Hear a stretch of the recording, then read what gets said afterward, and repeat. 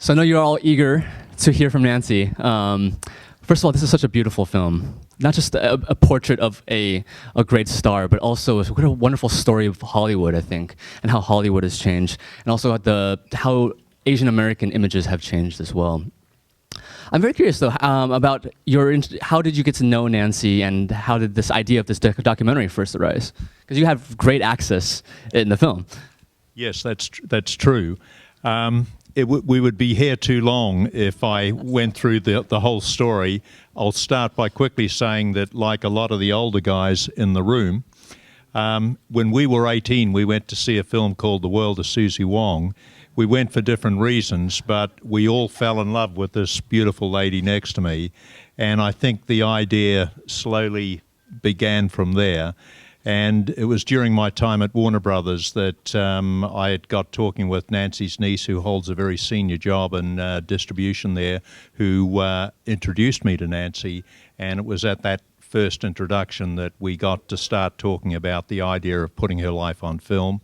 And I have to say, it took a little while, but Nancy has been a wonderful collaborator. I could not have had a better partner with both her and Norbert Meisel, her husband, to guide me through this. So that's how it began and ended.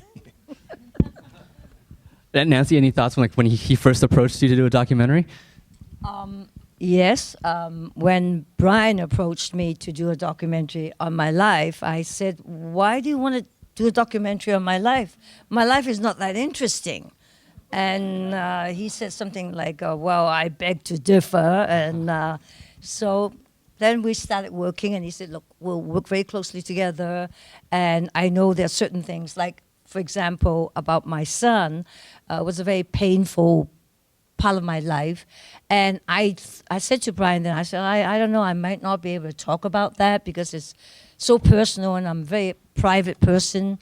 And he said, all right, why don't we just let it go? And then Cambodia came up, and I thought, you know, I'm very into spiritual and Angkor Wat, and I thought, well, maybe we go to somewhere like that, a spiritual place like that. I might be able to talk about it, and then so that's what happened. We traveled to Cambodia and did that segment all in Siem Reap in Angkor Wat. Yeah, that's a really beautiful way, I think, to end this story. So just open up to the audience. I know you're all dying to get a question in. I can't see a thing. Let's see. I can see one right here. So why don't you start? Nancy, love all your work. Thank you. You're so amazingly beautiful. You look the same. You haven't changed. You haven't changed a bit. Thank you look thank terrific. I know you've been very busy with doing, I guess, producing work and doing things behind the scenes. What's next on tap for you? What are you working on? Any chance that you'll be back on Hawaii Five-0, which has now come back to the screen? And are you still practicing dance? Yes. Let me see. Actually, we were in Hawaii last year with this film at the Hawaiian Film Festival, and it was very well received. It was terrific, wonderful experience. And yes, I'm still dancing, and then I'm practicing my martial arts. And this year I competed in the Gongfu fan, and I got the gold medal.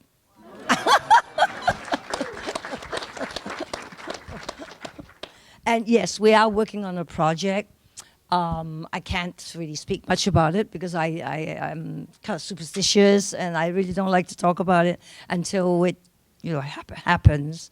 And so send good vibes, please, and I hope it will happen. That we'll be able to talk about it.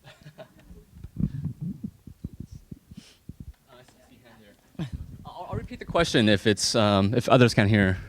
This was a wonderful film, and I wondered who came up with the idea of transitioning from those absolutely gorgeous watercolors to the photographs and the film part. The question is about the transition between the photographs and the watercolors. Well, it all basically came from the world of Suzie Wong. If you remember the film, there were some beautiful pieces of art that were done on Nancy as the character. And of course, Suzie Wong was an integral part of my thinking when I wrote this, in the sense that for me, the character Suzie Wong in the film, the character loses her child in the story. And of course, in real life, Nancy was to lose her own child. So for me, it was art imitating life, life imitating art. And so I wanted to use Suzie Wong as the integral thread to telling the story. But, you know, there's only so far you can go with the film, and there was no way we could find the original art from the film. So we commissioned an artist, Jinji Kam, who's a Chinese artist living in America, and who's a wonderful, wonderful man, and also, I think, one of the finest artists. And he rendered those beautiful watercolors of Nancy for us that we used as basic transition pieces.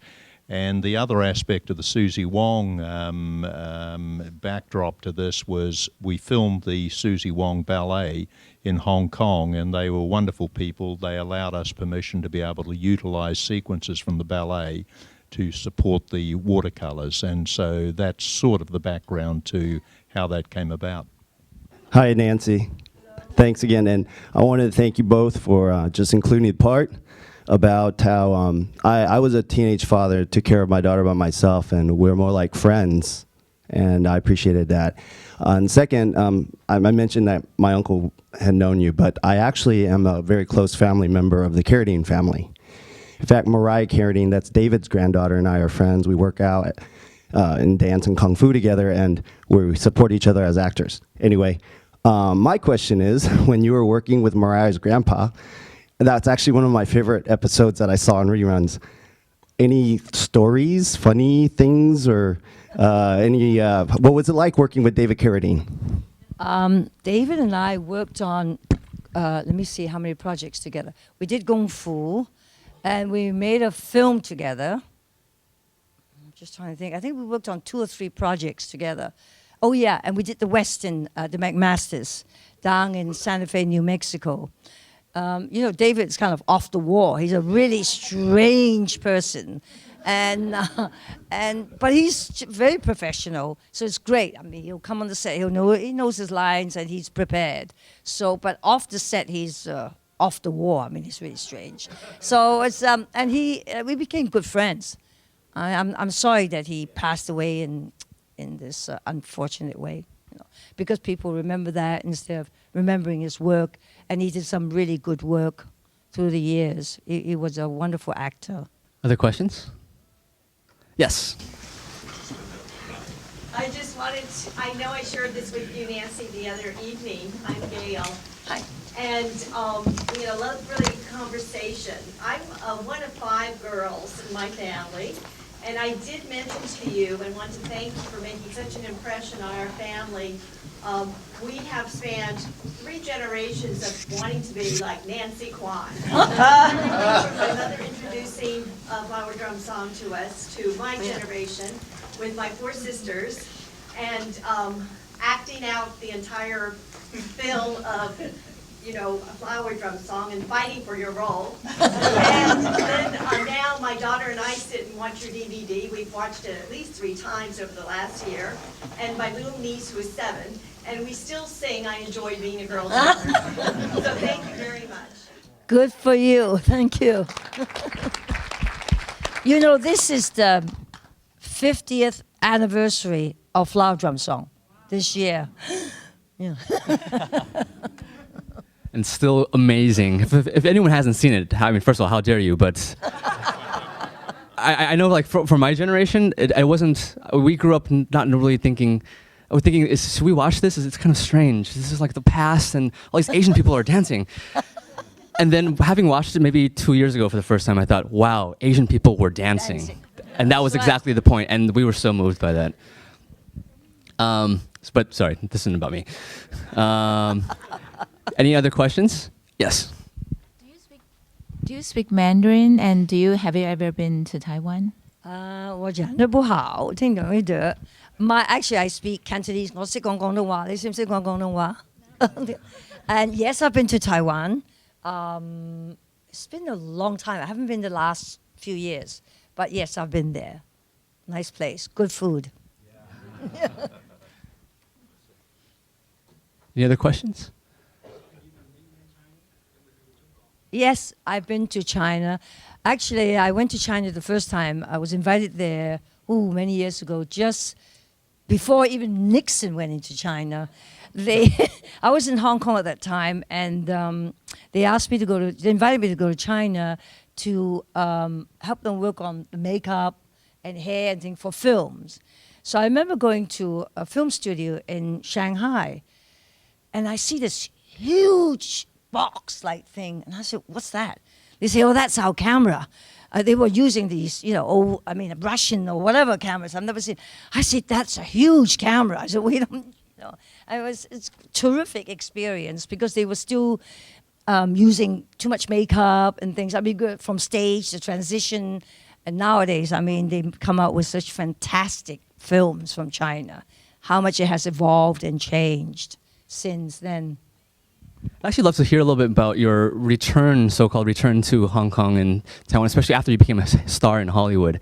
What was their reaction to you as sort of someone who's a local person, but also westernized because you're Eurasian and also because you're from Hollywood? Yeah. And I know that you did a film in Hong Kong, or was in Taiwan in the 70s. In Hong Kong, the one Okay. about streets of Yeah, Hong yeah, Kong. right. Yeah. I don't know. It is my hometown.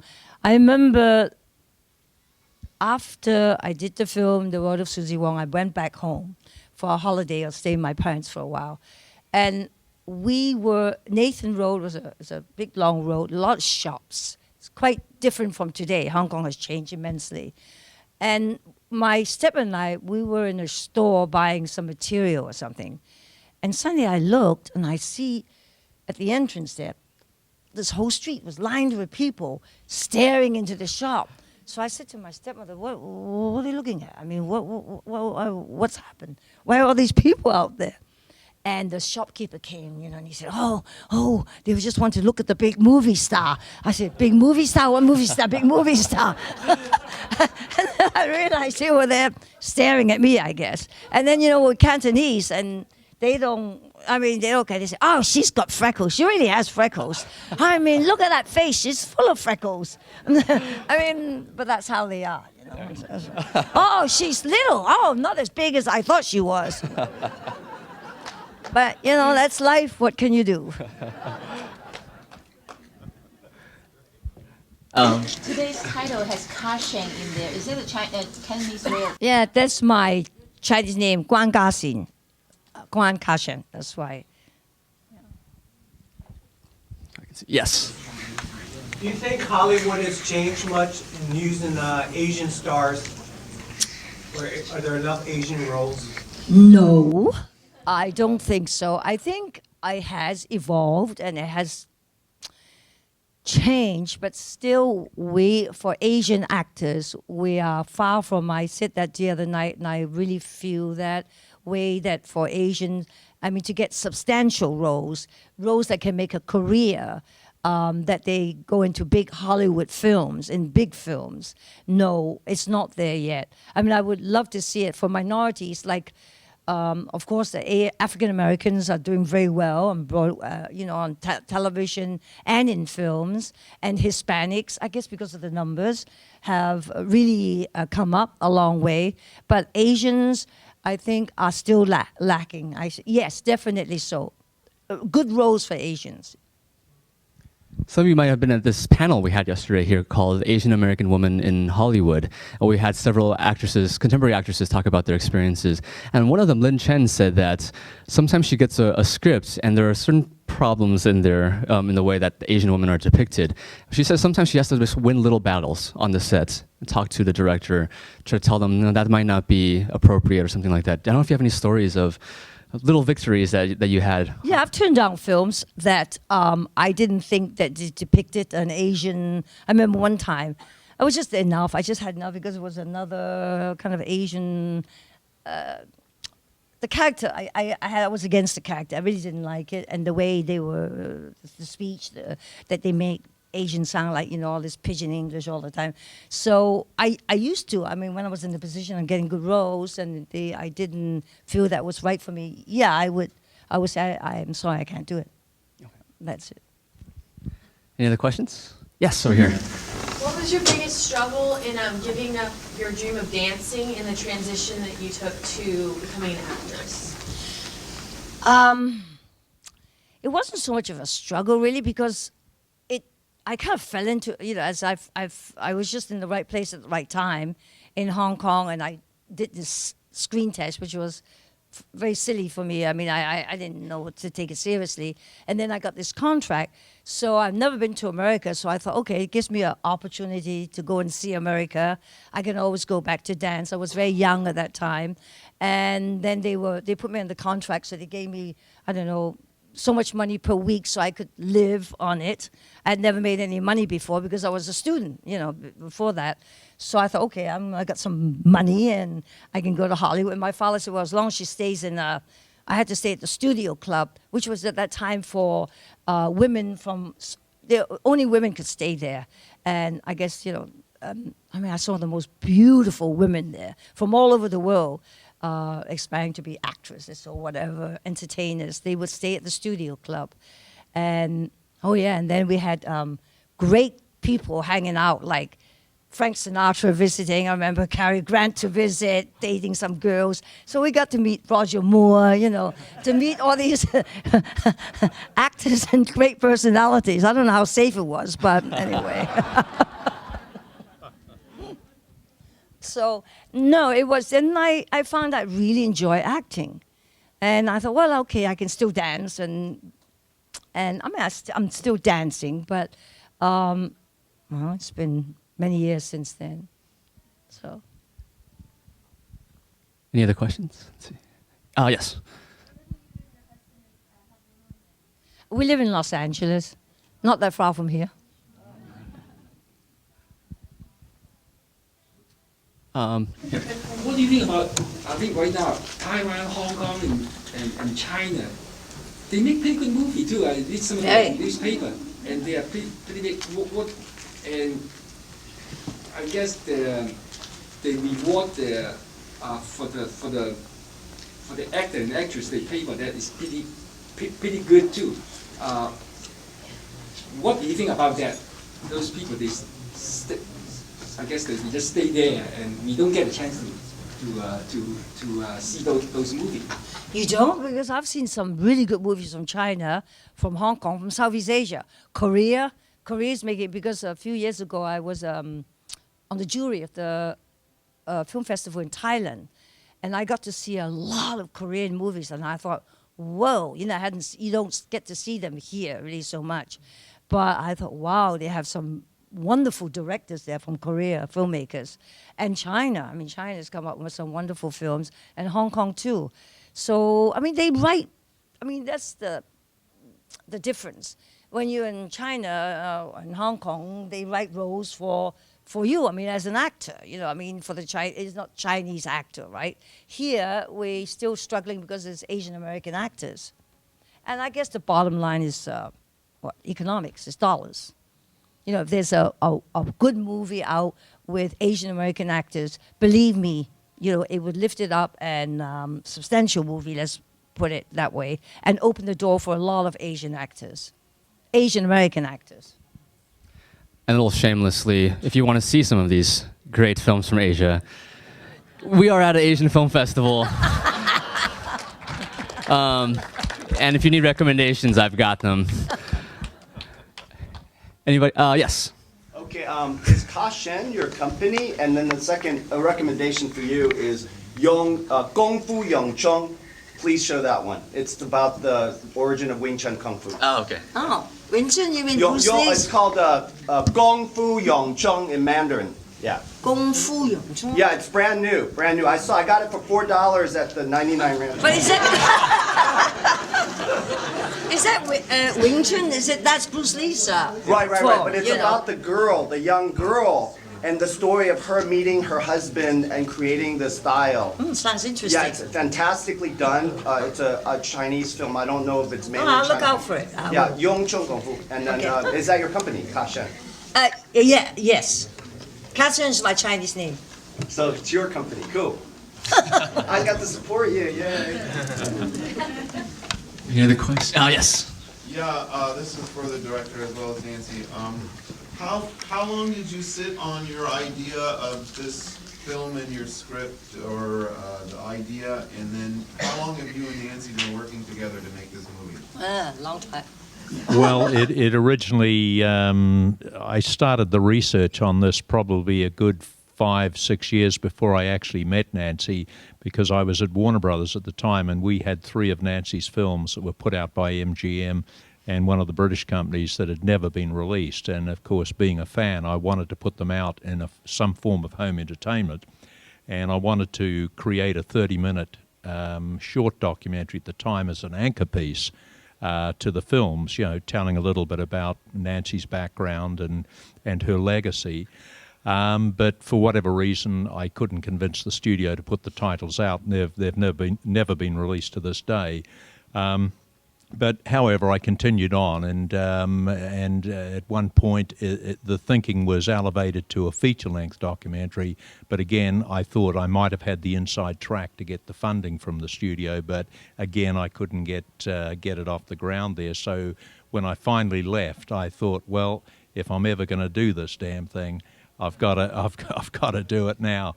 And you know, I think if you set your mind to something that you want to, and I'd say this to a lot of young filmmakers, if you believe in the subject matter as I did, you'll find a way to get it made. And I did, we did. And you know, I have to say, when I first was able to meet Nancy, which was probably back in about 2003 or early 2004.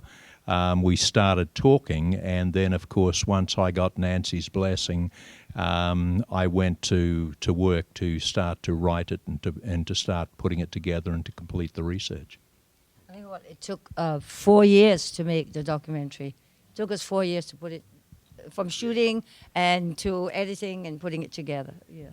Yeah, one of the things was, of course, once we had decided about the Suzie Wong thread, when Nancy alerted me to the Suzie Wong ballet, you know, I had to be ready. We got very short notice to be ready to go shoot the ballet and everything. So, you know, a lot of things, I think they happen within their own time frame for all the right reasons. And again, this was the case here.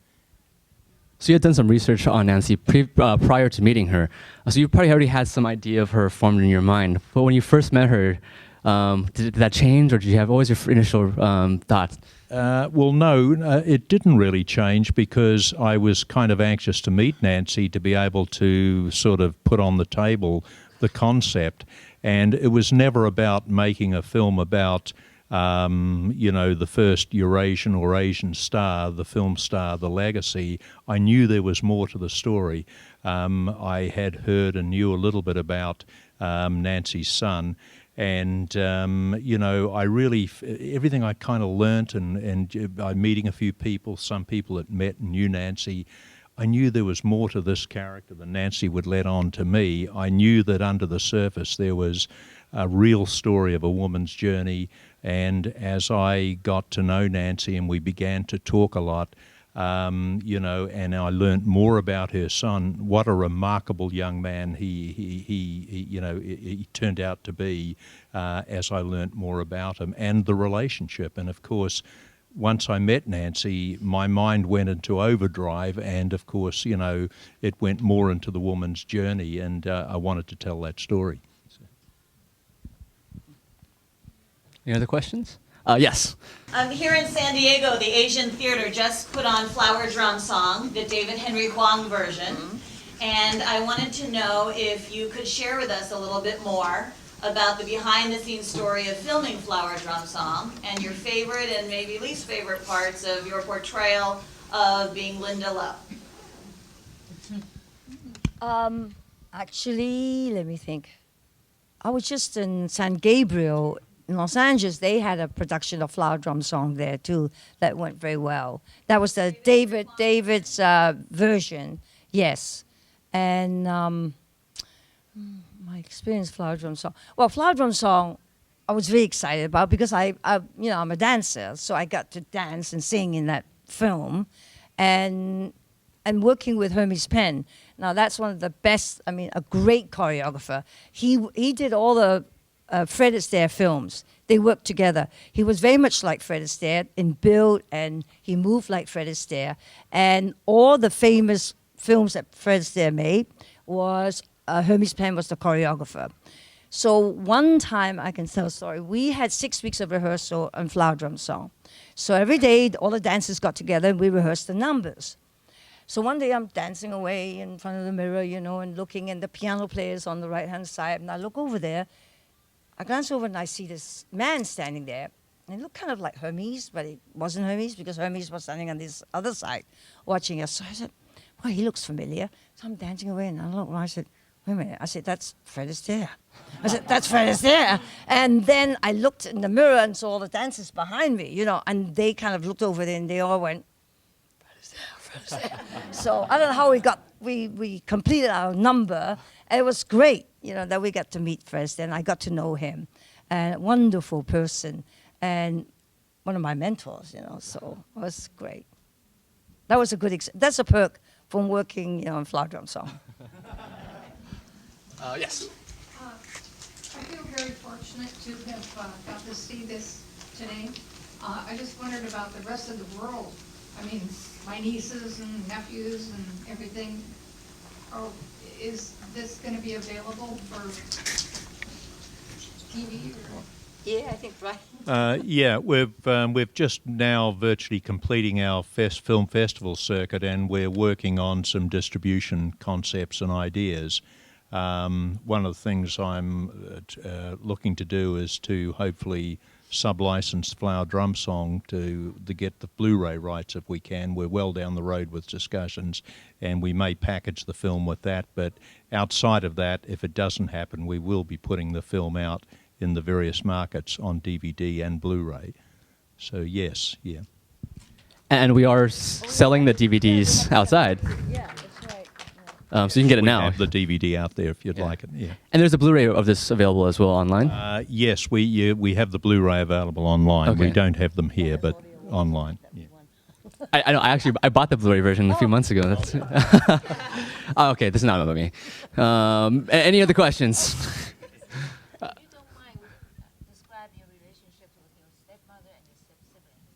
The question is about her relationship with her stepmother and her siblings. My stepmother, well, I mean, I grew up with my stepmother, you know, and my siblings. I mean, we're very close, actually.